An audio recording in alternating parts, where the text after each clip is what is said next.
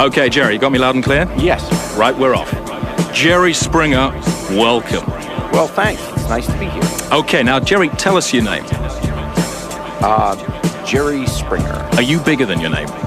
Well, I'm just a schlub that has a show.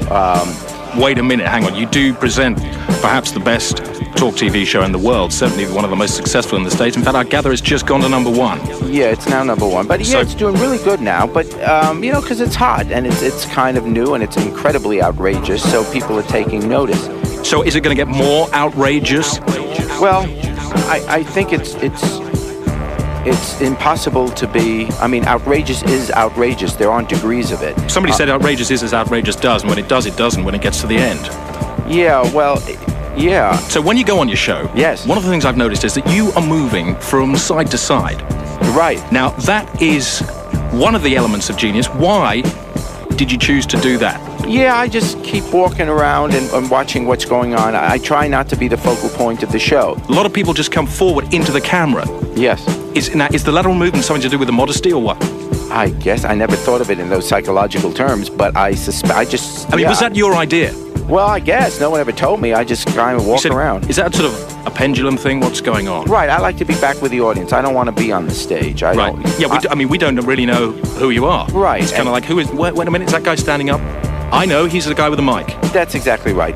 One of the things that these idiots over here don't do is a decent warm-up act. You do one, don't you? Yeah, I go out there just to, you know, warm up the audience, tell some silly jokes. And to warm them up, I guess. Yeah. Now, is part of that to warm them up? Well, there's not. So what sort of things do you say to them? I just, you know, I go in there and I tell them that, you know, we were out in L.A. recently and taping a show, and for 2 hours this gorgeous woman was banging on my hotel door. Well, finally I let her out.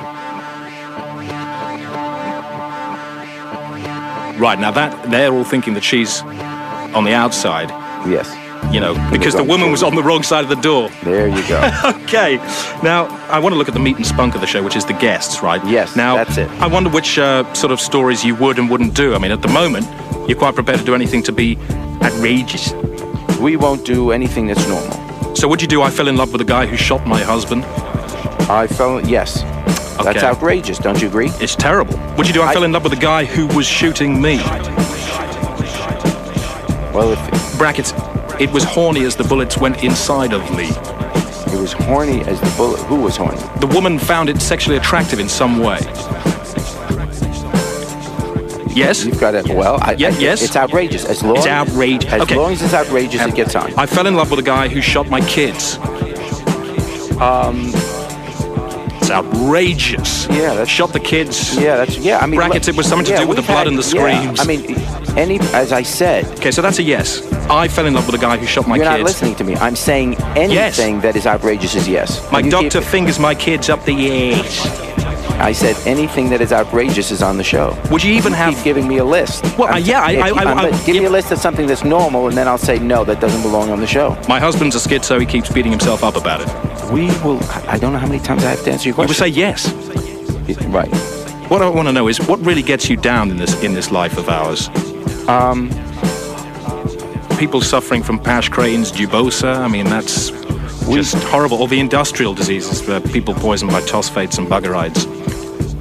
That sounds awful. I mean, some of them even lose use of their necks. Diseases are always sad. Horrible. These children losing their ability to use their thoughts. Yeah, when they have them, but they just can't use them. Yeah, you know, I mean, there's great pain in the world. One of the prices of life is that, and it isn't fair. We haven't talked about a final thought.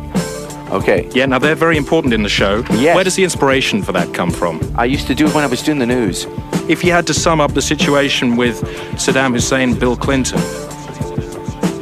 I think my notion there is that Saddam is clearly a danger to his own people as well as the surrounding nations. But I don't think what we ought to do at this point is to kill more innocent people just to get him at this point. Right. If there's a way to remove him without killing innocent people, then obviously I'm in favor of that. I don't know that anyone has found out exactly how to do that, but I think we should still try. And so when you write that down and say it, it actually turns into something that makes sense, yeah?